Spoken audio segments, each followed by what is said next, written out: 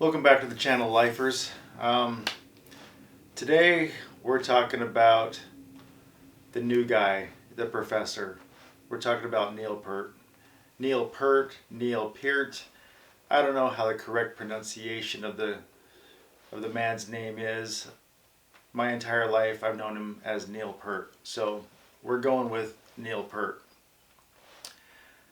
Neil Peart, he died on January 7, 2020. It wasn't made public until January 10th. That's when I was scrolling through my phone at work, and I came across this video from Rick Beato talking about Neil Peart with a time frame of 19 whatever until 2020. I'm like, what? And like, did Neil Peart die? I'm like, what the hell? So I immediately sent a text off to my wife. I'm like, did Neil Peart really actually die? And she sent me back a text, and yeah, I was about to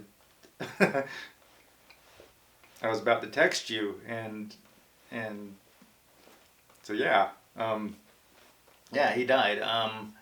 I was shocked. The thing of it is, all right, so can 3 songs change a person's life? Can three songs change a person's life? Yeah, they can.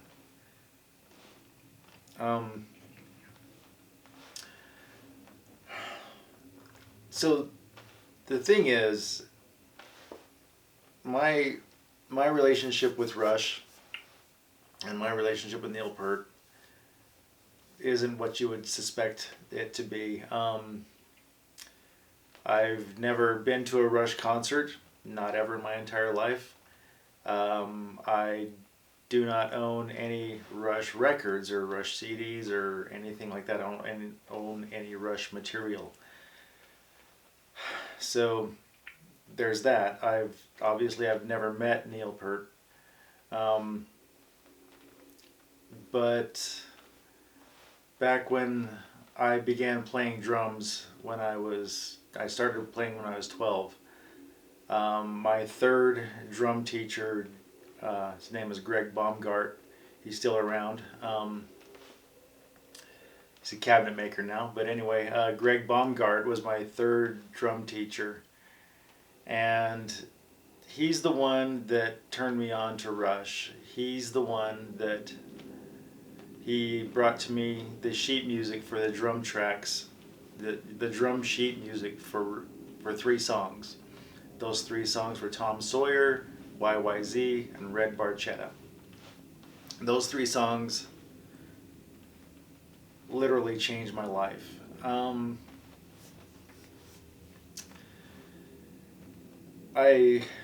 I learned those songs. I was 14 years old, 15 years old, something in that range. I learned those songs on my drums. And yeah, I became an instant Neil Peart fan. That I those songs I had memorized.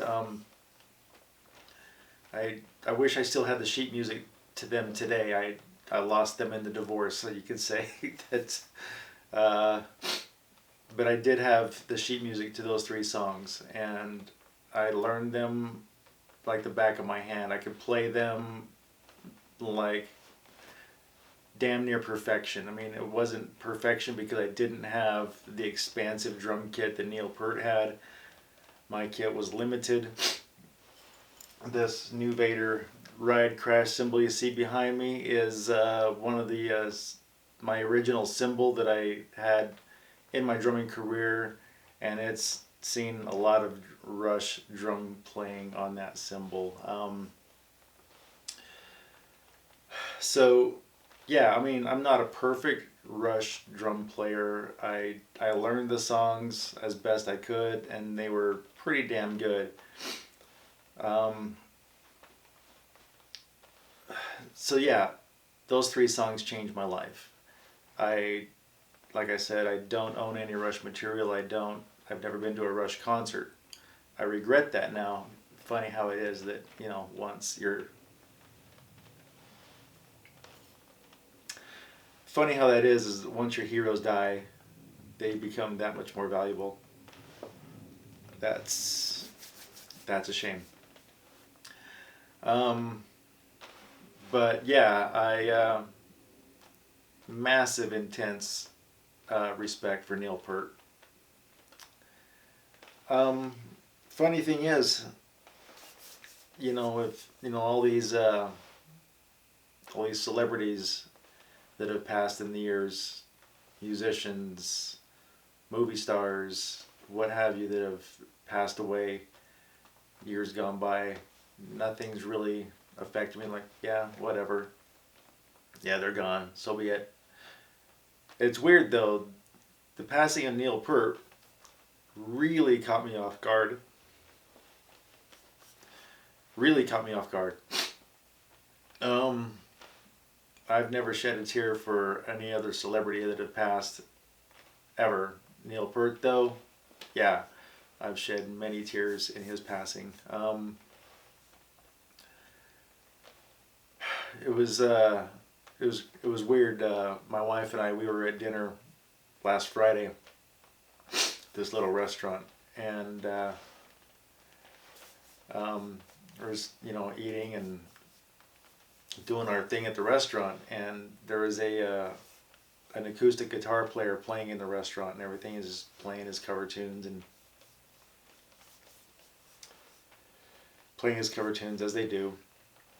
And it was great and stuff, and then all of a sudden this song comes on, and I recognized it, and it was Limelight from Rush.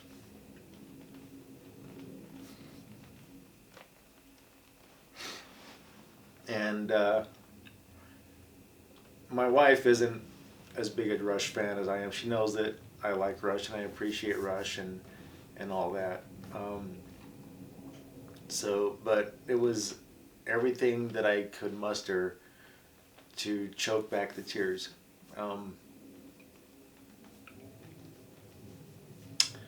This guy playing Limelight on the acoustic guitar in this restaurant. And so we finish eating and everything, and we're walking past the guy, and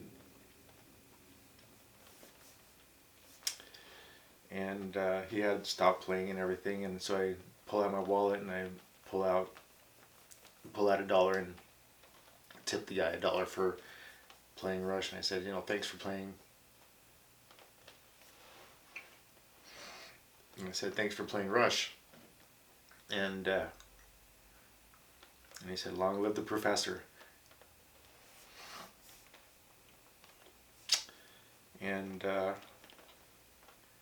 yeah, I really appreciated that moment in time.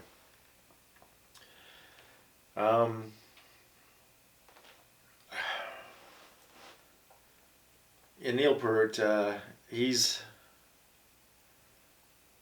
the kind of guy that, first of all, I'm glad that I never actually got to meet the guy ever, because he's such a he's a shy guy. He's not rude. He's not anything like that. He appreciates what he's done for the world of music. He's not conceited or arrogant or anything. He's just really shy. And so I've seen experiences or read about experiences of people that have met him, and it didn't turn out the way that they had thought it was going to be, having met their drumming idol or their rock god or what have you be their idols. Because Neil's such a private and shy guy that it didn't turn out the way that person had hoped that it would. And so in that, I'm glad that I had never met him, because I'm sure that I would have been disappointed in the interaction. So leaving that bit of mystery, like, I've always heard it said that it's never good to meet your heroes.